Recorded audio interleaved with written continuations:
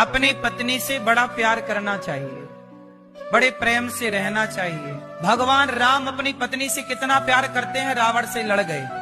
शंकर जी पत्नी से कितना प्यार करते हैं कि जलता हुआ शरीर छाती से लगाकर दौड़ते रहे।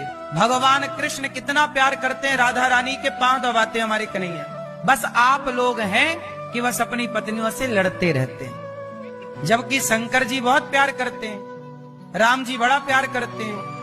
बस आप लोग हैं जो लड़ते रहते हैं। शंकर जी का कोई भी मंदिर ऐसा नहीं होगा जिस मंदिर में शंकर जी के साथ पार्वती जी ना हो।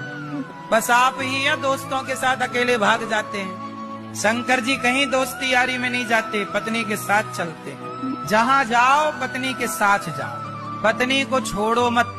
पत्नी क्या है? पत्नी सुरक्षा कवच है। पत्नी साथ होगी तो कोई चुड़ैल तुम्हारी तरफ नहीं आएगी। यदि पत्नी दूर हुई तो एक चुड़ैल बैठ। जगदीश्वर नमो नमः, श्री नारायण नमो नमः, सत्यनारायण